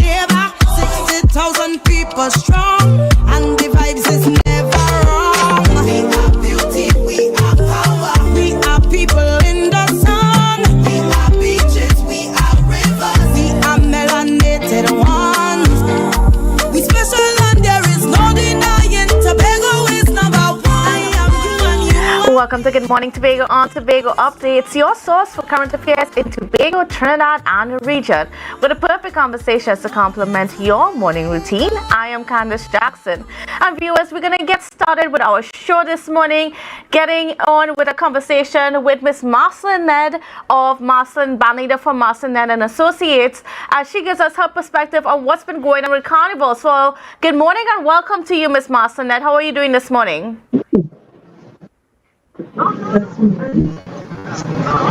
Good morning. God, you come back from muscle mode. Good morning, Miss Ned. Okay, I think we might have lost her for a bit. All right. All right. So yes, I think we might try to connect with Miss Ned further on because we are also tracking what's going on with our Carnival celebrations here in Tobago. But while Carnival is in full swing, we have another major concern here happening in Tobago, and of course that's what's going on with the oil spill from this mysterious vessel that ended up in our waters. Of course, we know the vessel's name is Gulfstream. We don't know the actual identity of the vessel, where it came from, any of that information yet. I know the teams are still out there working on trying to figure out that information. It's not easy at this point in time to get it physically from the vessel, but they are still trying. However, I know there are other things happening in the background in terms of identifying it, but the major concern right now is how do we contain this oil spill? And we've been hearing, I had some conversations also with some of the people that are out there trying to put the oil booms around the vessel and stating that, you know, what we have right now is not quite working. So hopefully within the next day or two, I know some equipment and so on came up from Trinidad over last night, and some more is coming up this morning. Hopefully we can get the larger oil booms here in Tobago and we can put them around so we can contain the oil around the vessel because it's continuously leaking out. The teams also try to see how they can stop the leak, but the problem is trying to figure out where the leak on the vessel is coming up from, and because of how the vessel is situated on the reef, the rocking back and forth, it's creating a delta P effect. There is also low visibility because of all the silt and the sand and the oil mixed into the water. It is causing some problems and also making it dangerous for the divers to get too close to figure out exactly where the leak is coming from, much less to try to stop it. But while all of that is going on, that oil is in our waters, it's getting into our shorelines, and of course the shorelines specifically between Scarborough and Cove. Of course we have to point it out because we know there's a lot of misinformation going out there that's saying that the oil is going out to the other beaches. No, it is not. It is just contained around the beaches in Scarborough all the way down to Cove, Canoe Bay area. Those are the beaches, those are the areas that are affected. But it is some important environmental features that are affected. We have the mangroves in that area that is being affected, the Petitrew mangroves. The reef itself, unfortunately, has undergone significant damage and continues to undergo significant damage as long as that vessel stays there and continues to rock and grind its way on that reef. And to give us a perspective from an environmental side about the impact, we are being joined by the head of the Environment Tobago, Mr. Bertrand Bakari. Good morning and welcome to you, Mr. Bakari. How are you doing this morning? Hi, good morning, Candice. Well, I'm fine. Thanks for having me. You were asking? Yes. So I know that Environment Tobago, your teams would have also been out there with the Institute of Marine Affairs that's out there monitoring the situation, as well as EMA and all those other stakeholders on the environmental front. What have you observed so far in terms of how much the oil has affected those sensitive areas? Well, in truth, we don't know, but there's enough potential for big damage. I'm impressed with the response from the government agencies. Environment Tobago actually hasn't gone. We just collected information, talking to people who can actually help. The people who are actually doing the work, the people on the boats, the people from the Pilots Association, the people who are actually getting dirty. I have to say thanks to them. For doing it, and I find that the government agencies are doing good work collecting information to prepare the response. So I may only want to talk about the response that we should have if as we move forward from tomorrow, I guess. And let's get into that conversation. What is our response that we should be having? Well, we have to look at against our past responses. We value that area. You've seen how much money we spent when NGC was running the pipeline. They put a horizontal pipe under the reef to protect it while they were doing, I think it was Cove. So we do have a high value as a country. We have a high value for that area. This incident is grave in the sense that trying to retrieve the boat, if you want to bring it on shore, is going to have much more impact than, I believe, that pipeline that we spent the money to go on the reef. That presents a huge problem. We don't really have the resources for that in this country. To move a boat, to cut it up, you don't know what's in it. I think, so that's the scope of ignorance that we operate in. But going forward, we do need to use the example, I think, of checking to see how much systems we have, because there'll be other disasters. So that's how I'm thinking. This disaster, watch what we're doing, test the systems we have in place. As I think the Prime Minister said, small mercies. We can learn from this one. It's manageable. We don't know the extent of how much damage it is while we're saying manageable. Certainly, and like as the Prime Minister said Sunday, he said that, I mean, even though we have some kind of control, we don't have the situation fully under control itself. And he mentioned that there is a potential for other disasters depending on how the situation unfolds. What are those disasters that we can see happening? Yeah, I'll come to that, but I don't think we're actually in control right now. We observe it rather closely, even though we're going around it and doing whatever we can with whatever we have. But what do we do going forward? Everybody who's in their special places, like if we start locally, the EMA has an office here, they may be deciding what to put in their terms of reference for how the rescue or the retrieval of the vessel is going to be. What should be looked at, the equivalent of a CEC certificate, but I don't know if that applies in this case. But the guidelines will still be relevant. You still want to minimize damage in the rescue. So I think EMA will be doing that. I will be studying their little hearts out. We will be trying to simplify the messages, make it a teachable moment, as one of my people said. So everybody should be doing something on, I guess, when the mass is finished, you'll start. I want to get into also the impact that this can have. Let's start with the mangroves first of all, because we saw over the last few days how much oil is seeping into the mangroves, and we're seeing here on our screen just some views of just how much it has stuck onto quite a lot of the mangroves. So what impact can this have on the mangroves itself, as well as all the marine creatures, all the creatures that are home there? Well, impact, that photograph you're showing me is showing me a dead mangrove. So if we want to gauge impact on a corpse, we'll say, well, everything's dead already, so this oil has having no impact on that mangrove, it's dead. There's no crabs, there's no other thing. However, in the broader picture, away from that area, there is still vibrant mangrove that is being compromised. So you should have actually taken some of that stuff. That's a big problem. Everybody knows what has to be done to save mangroves that's not increased in oil. Mangrove with oil is a bigger problem. I don't know, what do we do? We can't go in there and scrape up oil inside mangrove. You have to wait for it to actually do something. So maybe we should be reseeding somewhere else to replant after a few months or something.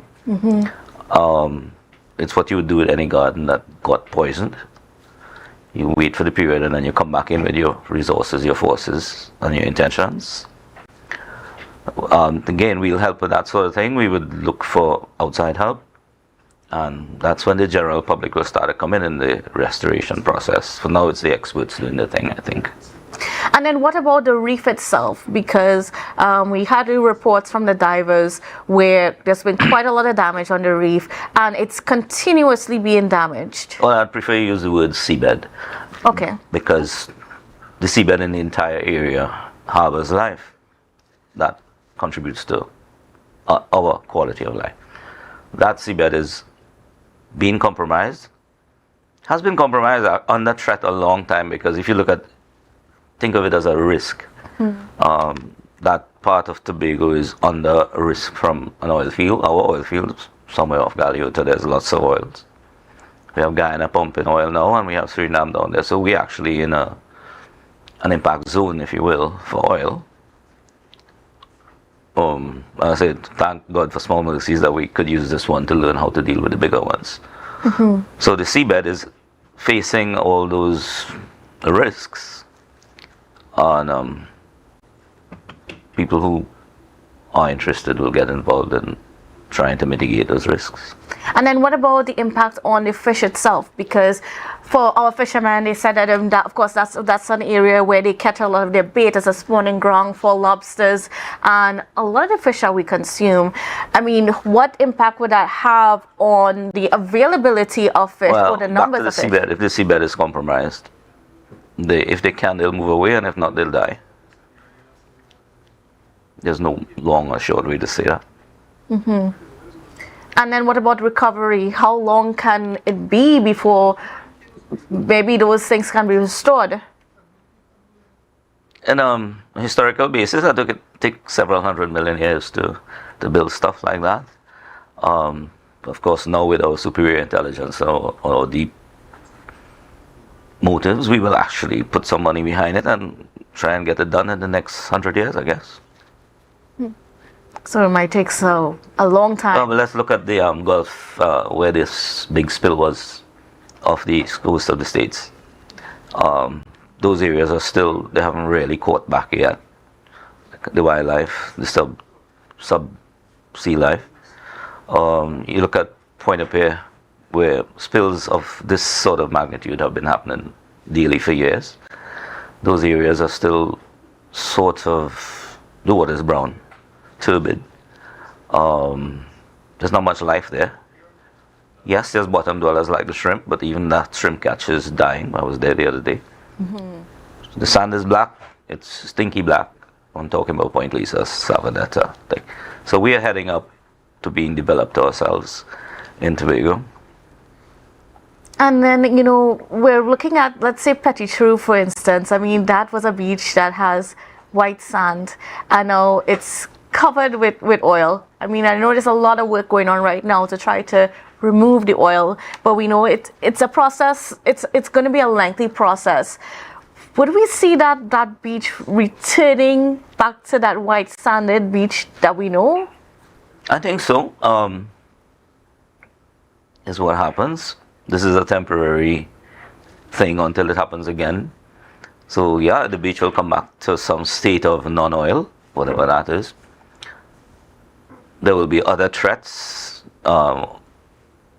onshore, illegal building, excavation, siltation. Those things are still happening. So while we rush really boldly out to remove the oil, we should really do a few other things also, to really help it back. It's as simple as that. You can't just address the latest problem. You have to now go and address everything. This thing has scaled up. And, so as you mentioned, just all the silts and the pollution that's coming into the water and so on. Could you just give us a perspective? Because I don't think that a lot of our viewers even understands how the things that we do on land really affects the quality of the water we have around our island. I believe our viewers know. Maybe they can make a decision at that point in time to actually compromise what they know. Carnival is a good example. For 363 days a year, you take good care of your garbage.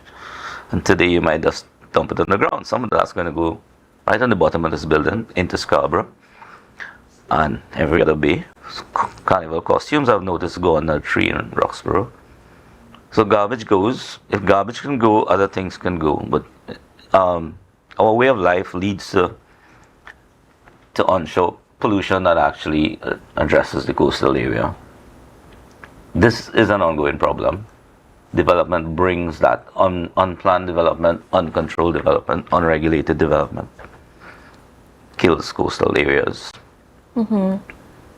So I said, this latest oil spill, it's actually not a nail in the coffin. because we don't have enough information to know what it is, how much is there, what is actually it is.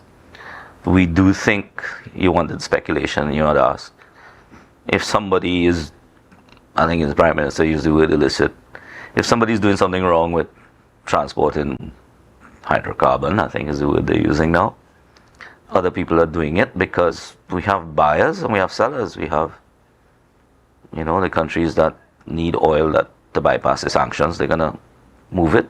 Between Trinidad and Tobago is the only place they could pass. Mm-hmm. And as you mentioned that, what about even the search for the vessel? I know that you also, before we came on, you mentioned something about there's a technical way to try to figure out where this vessel came from or the identity of the vessel, all of that information that will actually help us in deciding what the next steps are in terms of how we treat it. This is speculation. You're speculating. The vessel on our reef was being towed. Mm-hmm. So if this vessel is not in good mechanical shape, not registered, not anywhere, the one that was towing it is because that vessel has to maintain a good profile to be in these areas and other areas, and we need to go with the cargo. So if you want to track that vessel, there are patterns. You've seen our tracks, I think, from the ferry up and down between Trinidad on the marine traffic. Registered users can actually, somebody with time, inclination, and a job from the ministry could actually track those behaviors, look for erratic behaviors, or for the last 2 weeks, you want to look for a vessel that's looking for a vessel, a zigzag pattern or something. There are ways you would look for things aside from the norm. Mm-hmm. But as I said, these things may already be in train within our national security people and all that. I would expect so. I hope so. Mm-hmm. And from your monitoring of or observance of just the authorities, IMA, EMA, and all those people, getting into these areas and trying to figure out exactly, do the assessments on the mangroves, on the coastal lines, and so on. What are your what is being said at this point in time? Our job in the NGO thing is to watch, shadow what's happening at the governance level. I like what I'm seeing. It's textbook, as we have learned from other places. The public is thinking that maybe we were doing this thing. I disagree. In an emergency, you have to hang a bit more on the side of caution. You have to be overcautious. So it's good that we overreacting in inverted commas, and then again there's the more pragmatic aspect. You have to overreact to scale up the emergency to get outside help. So that's the world we live in. It's not actually old-fashioned nice, but that's how you get to scale up to get more help. Mm-hmm. All right. Well, we're not quite done yet with Mr. Bakari. We have a lot more coming up for you. So let's go for a quick break and we'll be right back. You want to be bad? Don't tell you be hip. On the road you be behind. The truck it go be great. If you want to feel alive, then switch to the winning side. You see how we move in style. It's a vibe on Be Mobile. It's a vibe. It's a vibe. It's a vibe on Be Mobile. It's a vibe. It's a vibe. It's a vibe. We Be Mobile. Come on, see what plan it could get. See what plan it could get. Come on, see what plan it could. See what plan it could. See what plan it could get. All of the plan the best. All of the plans the best. Come on, see what plan it could. See what plan it could. Be Mobile. Top it up, top it up, top it up, top it up, top it up, top it up. Only we buying bundles. Top it up, top it up, top it up, top it up, top it up, top it up. It's a vibe on Be Mobile. It's a vibe. It's a vibe. It's a vibe on Be Mobile. It's a vibe. It's a vibe. It's a vibe. We Be Mobile. Carnival is here. But before you hit the streets, make your home the ultimate party zone. Standard says, make it stage ready, now for now. Get dazzling deals on TVs, furniture, appliances, everything to impress your guest. 10% cash back, easy financing, plus no down payment. Now's the time to shine. Visit Standards today. Let them make your home the star of Carnival.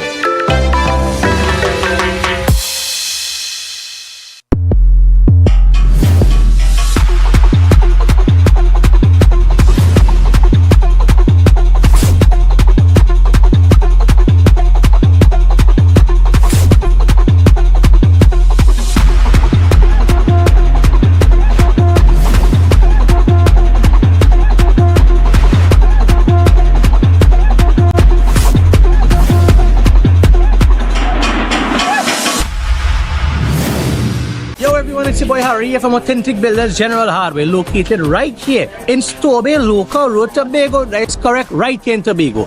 And we are offering you guys the best prices on all hardware material. And if you would like to get your free quotation done, all you have to do is WhatsApp us at 272-1990 and we will give you guys the best prices on all hardware material. That is a guarantee as we are matching or beating any quotations.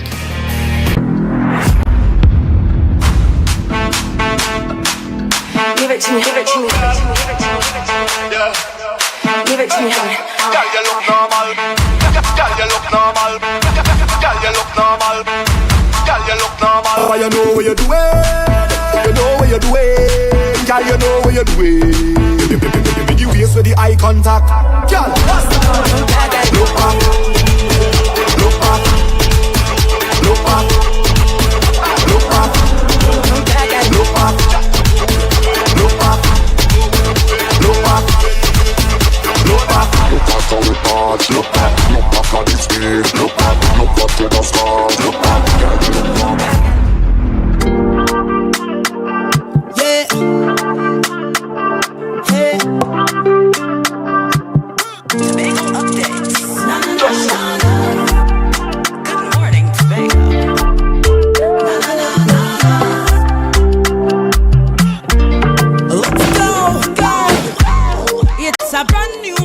Welcome back to Good Morning Tobago on Tobago Updates. Viewers, we are continuing to have this situation in focus. What's going on with the oil spill, the impact, the vessel that's stuck on our reef, and just the efforts in trying to get the situation under control. It is not under control yet, and there's a whole lot that we need to do.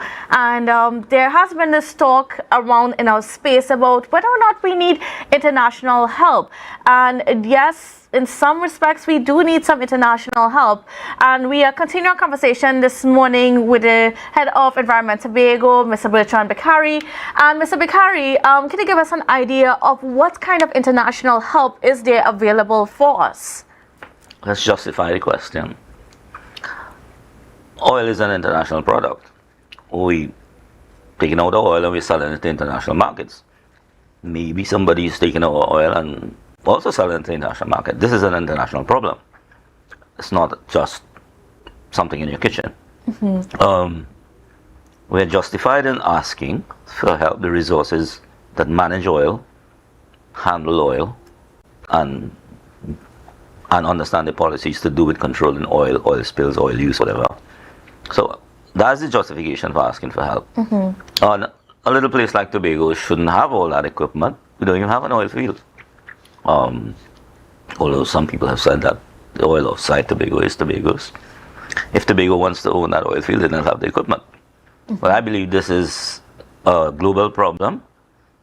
Any oil spill, the users, the producers, the sellers and the buyers have to put back some effort when something goes wrong with the supply chain. Mm-hmm. And that's how I see this. And, is there even funding available or ways that we could even recover some of the losses that we unfortunately incurred? Because, of course, this wasn't a problem that us in Tobago created. This is just literally something that wandered into our shores. I use one word, cost. Everything costs. So the effort that we see out there didn't only come from Tobago's coffers. One of our sponsors, Woodside, has sent a vessel, but they would have had to rewrite contracts. The contractors are not working for free. They had another job. So the legal costs to even rewrite the contract to deploy that ship to come here, that's a lot of money, and both of you move it. Now would have had to happen fast, 3 times as fast to get that here. Multiply that by how much other agents you see there. And that's just one aspect of types of costs. So I don't know who's looking that out, if anybody is. Those things are cost, and they have to be defrayed. Yes, there's different ways to get that money. People use the word CSR, so what Woodside is doing is a form of responsible contributions, but it is also CSR, and they do have a budget for that. So, and they would justify wherever they can get the money from to help to make everybody be able to produce oil another day. And while all of that is going, it wasn't incidental that our Minister of Energy was here. Certainly not. Yeah, we have to whitewash the oil. Yes. So while all of that's going on, we still have that oil leaking out. It's on the shores, it's in the water, in shallow waters. What exactly is the impact of that in terms of, the wildlife and stuff like that? For those who may not understand or may not realize how big of a problem this is for us. Well, if you spill oil on a flat, nice surface in the open sea, you can put a boom around it and contain it. If you put it in a washing machine in tumble cycle, the oil is going to break up. So this thing is on a reef, it's breaking up and dispersing. Some's going below, some going to the lagoon, some going to the beaches. While the spill itself may be small, the impact is being fragmented into different zones, subsea, sideways, longshore, that sort of thing. So it's complex. You can't put a vessel. It's too shallow for a real seagoing vessel. It's too deep for a backhoe. And there's private lands behind. The shoreline is fragile. That's why I said NGC had to spend so much money to protect it when they were doing the pipeline to bring the oil into Cove. Environment Tobago actually made a lot of fuss in those years to get that pipeline to go under the reef. Every time you talk of the problem, another aspect would come. So somebody, I suppose the THA has people on this. Government. It's a national emergency, so I think the entire government has people on this. Our job is to look at it from our collection, our catchment of knowledge comes from our volunteers and our members and the networks of other people we deal with, wherever we deal with them. So we will pass information on. That's our function. It's bigger than it looks.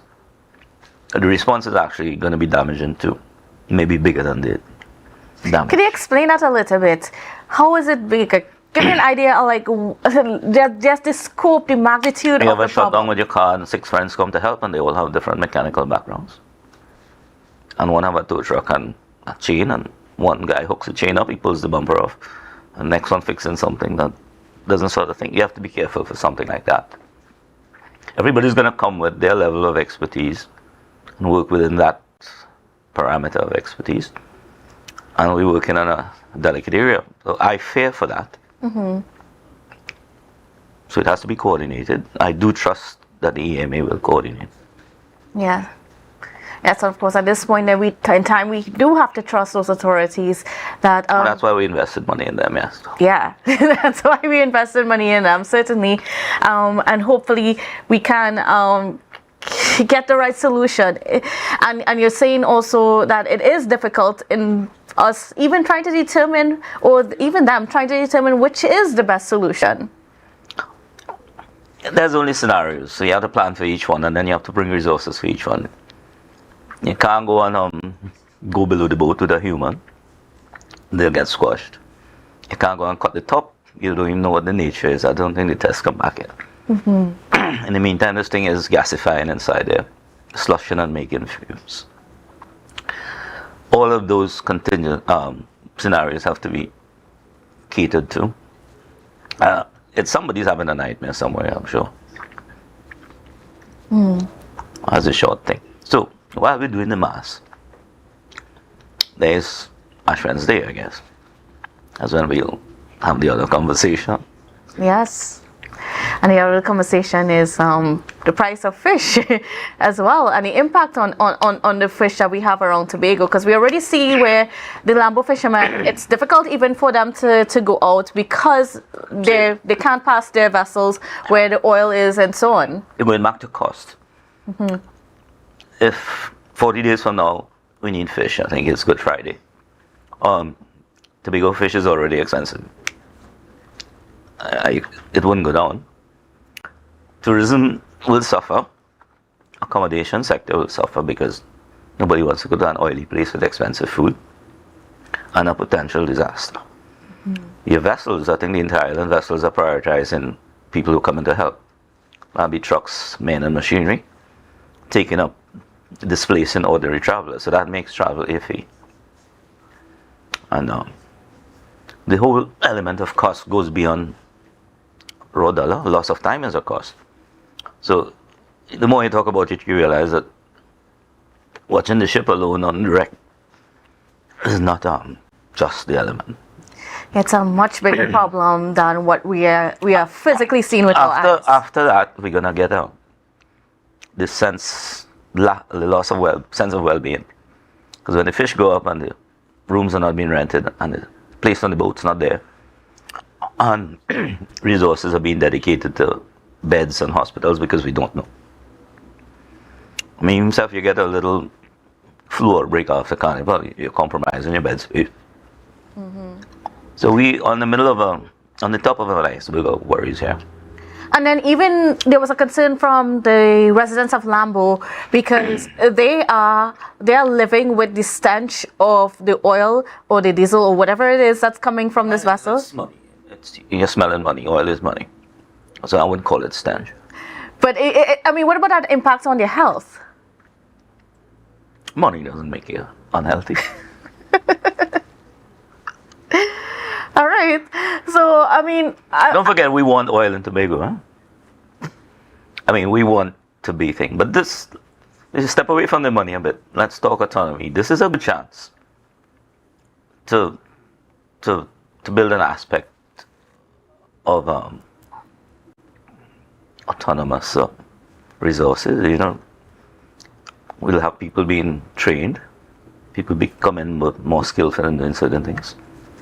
I think Tima was looking for 1,000 volunteers for years now. I think Alan Stewart was looking for 1,000 volunteers for the CERT 1000. For the CERT 1000. I read BBC. I think we have 1,000 volunteers on the beach now. That's tongue in cheek, but good to you, Alan. You got your 1,000 volunteers. Certainly. And as we're getting ready to wrap this conversation this morning, Mr. Bakari, you know, are there any words that you want to leave with Tobago in regards to this situation? I've been talking to Tobago for 30 years about building the adaptive capacity for things that could go wrong. Things have gone wrong. The climate has changed. People are rushing to drill oil, transport oil, to store oil. We have sanctions against countries who want to buy oil from other countries. And people are going to want to steal oil, and we're in the middle of all that here. What do I have to warn anybody about? We have national security who's warning that. There are budgets for that. No, that's outside my scope. But I do have concerns as a citizen. And what are those concerns? I don't think we're doing enough. We're talking enough, not doing enough, and that's sort of bigger picture. Mm-hmm. All right. I want to thank you so much, Mr. Bakari, for being on with us and giving your perspective, especially from an environment side of things, of course. We are continuing to monitor the situation as the technocrats are all working, and we see them every day out there doing what they can to attempt to get the situation under control. So thank you again. Viewers, I think we are heading out to Julian right now because he is out on the road in Coddler Juve. Good morning, Tobago.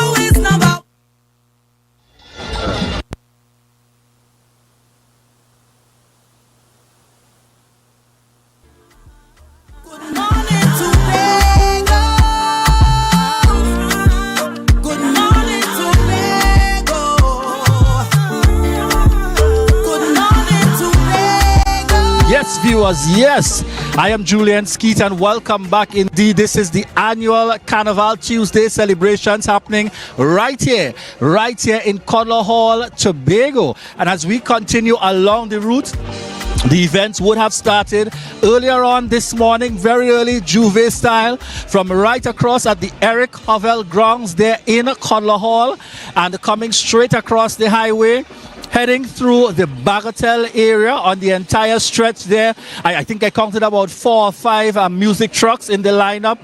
Steel Orchestra, our boys leading the treks. I saw 1 or 2 in their sailor outfits, again synonymous with that of Pioneers of Coddler Hall, the host of this annual event taking place here that only continues to get greater and greater. We want to send out our congratulations to all. And for those of you who may be still thinking, should I come down? What's happening down there? Yes, you need to be right here in Coddler Hall, Tobago, catering for the entire, all of Tobago and all our visitors to the island. This is your opportunity to come on out, to head on across. It's Coddler Hall. Celebrations taking place here, Carnival Tuesday. Yes, you're hearing the steel pan songs in the background. A little further on, there's the mud camp happening there in terms of mud mass as part of the celebrations for this year. In addition to that, the revelers are out in their full numbers, continuing to celebrate as part of the annual celebrations happening right here on Carnival Tuesday. We've also got the support of the TTPS in the mix, ensuring that we are safe no matter the circumstances, no matter the situation. And interesting enough, as I was just chipping, and villagers accordingly, because the energy here is that of a harvest kind of celebration. There's drinks, there's food in and around Coddler Hall and the Bagatelle area as part of the celebration. So as you chip and as you pass on through. And what's been very interesting is, as I stood by one of the houses there in terms of my neighbor, and I'm listening to the music truck, they are playing none other than the Calypso monarch himself, Marshall Montano. Very interesting in the mix. It's not common to hear on the Juve morning stretch that you're going to be hearing from our winner of the Calypso monarch, but certainly he is forming part of the lineup here on the road. Obviously, we continue to hear Mikel Teja DNA in the mix, and Bunchy Garlin signing that Carnival contract as part of the celebrations and commitments. Certainly something to look forward to, no matter the circumstances, no matter the situation. And I know I've only touched a few there. and I know a number of our viewers are on the live. You might have your very own favorites for 2024. For our Carnival celebrations taking place here for 2024. And I want to shout out as well the Bago Limers, continuing to be a staple here in our Carnival celebrations happening here in Tobago, and more specifically happening right here in Coddler Hall, Tobago, as part of the annual celebrations, which started just a few years ago, but certainly holding its place as a key part of the Tobago Carnival celebrations taking place here, annual and national celebrations that takes place here at the Coddler Hall, in Coddler Hall, Tobago. And we see a number of persons out, revelers in the celebrations. You've got the very young in the mix, which is excellent, continuing to carry on that tradition. And you've got those who are the middle-aged and still enjoying, because they've been here from very early, they've been here from day one, as part of creating and building out. And in case you're not familiar with the history and the happenings here in this annual celebration, this started quite simply as a group of villagers coming together, recognizing the need, where we can celebrate and come together in our very own village as part of the celebrations. And this has now grown. It has grown to much larger numbers as part of the overall celebration. So certainly something to look forward to. And if you're not here this year, remember to add it to your annual calendar. Yeah, it gives you that fitness in the mix, because you're going along the full stretch, no matter what, no matter the circumstances. And the reality is, it's Juve morning, it's that trek on the road, so long as you are part of the annual Carnival celebrations, you don't even pay attention to the distance. You don't pay attention to the length and how far you may have to walk under normal circumstances. You know why? Because the music is so sweet. The energy is here with us. The vibe is here with us. Sweet TNT, the greatest show on earth. A Carnival taking place here, Carnival Monday, and now we're celebrating Carnival Tuesday.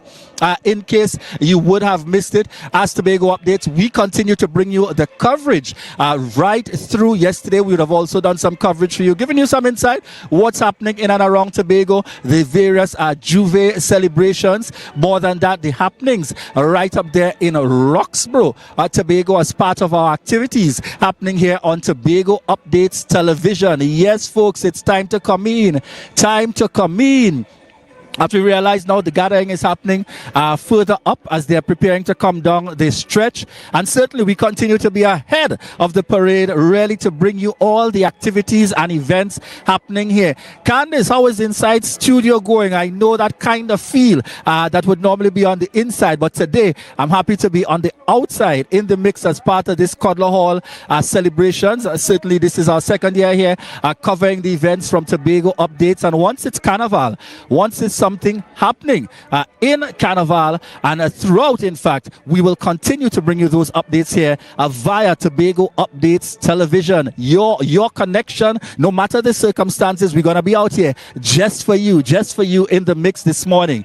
Yes, and for those of you now tuning in, yes, this is the Coddler Hall happening right now in Coddler Hall, Tobago, Juve style celebrations in the mix this morning. We'd have seen one or two of our officials on the lineup, and certainly the revelers are out in their full numbers. And we see here again paying homage the music truck, bringing in what is a steel pan selection taking place here on the lineup. So certainly we continue to look forward to the energy, we continue to look forward to the excitement, and I see the revelers coming through. Yes, folks, it's that Juve style kind of celebration. The music, the energy, the vibe is here with you. How not to love our annual celebration? And if you're a soca baby, any at all, like me, you continue to enjoy the likes of whether it is Nyla, whether it is Patrice Roberts in the mix, Marshall Montano, even on taking a time out this year and focusing and really excelling, I should say. Excellence indeed, coming out on top as a winner and the winner of the Calypso Monarch, certainly adding to the many titles that he has already held over time. Young Kings champion, further to that, also winning the Soca Monarch, winning the Groovy Soca Monarch. I mean, and a number of titles that he has held successfully, and certainly coming now to win the Calypso Monarch. And it just takes us back for a bit to the time when he entered the arena singing Calypso and started with the very simple Too Young to Soca, and now back in the mix once again as part of the celebrations here for Carnival. Yes, Carnival 2024, and we see the revelers in the mix. How you enjoying the celebration? In Tobago, they say no Carnival, but we all have to enjoy ourselves. If apple be for bad, we have to enjoy ourselves just like that, right? But at the end of the day, everybody has prosperity. Excellent indeed. I want to catch up with one of these pioneers here. I want to catch up with one of the pioneers here in the mix with us this morning. Good morning to you. Good morning, gentlemen. Good morning. And good morning to you, sir. Good morning. So I wanted to tell the people of Tobago and those viewing Trinidad, the region, and the world at large. Tell us who you are and tell us a little bit about Pioneers of Coddler Hall.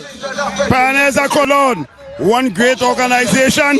We are for the traditional mass, and we are old school. We want to make sure and keep it that way for you all, for the world. Not to forget where we came from and where we are.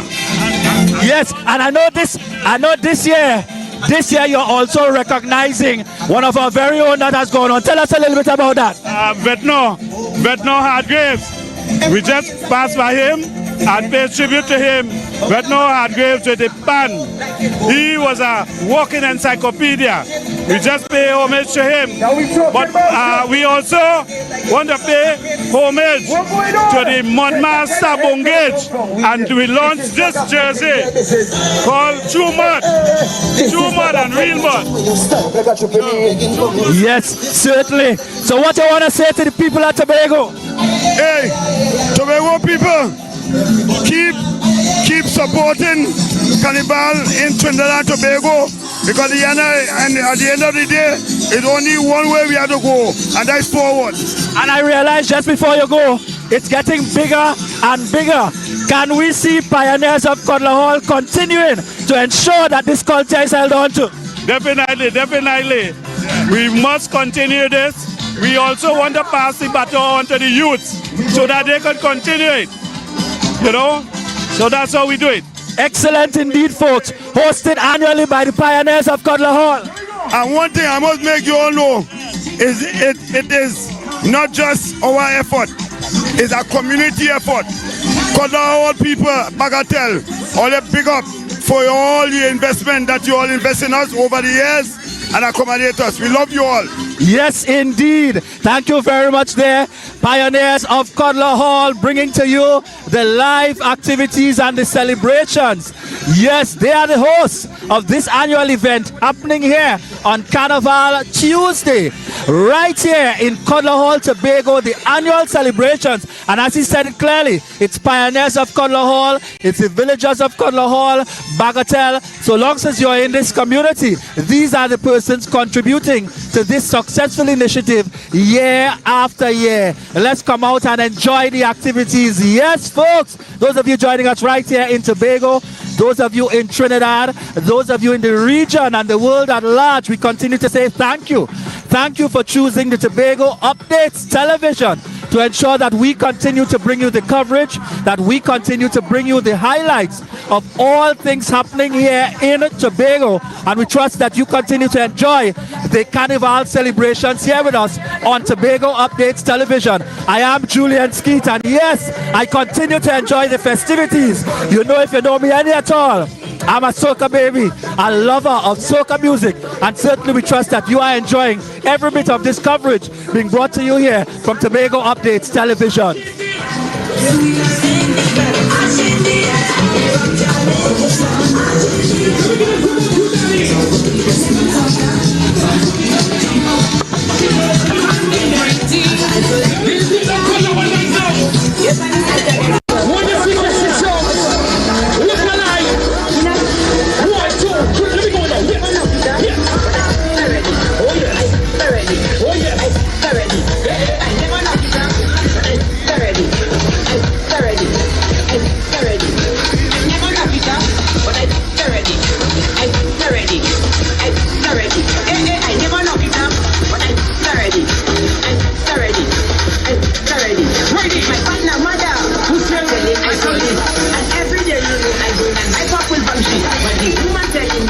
Before you eat the actually, let me tell you what's going on.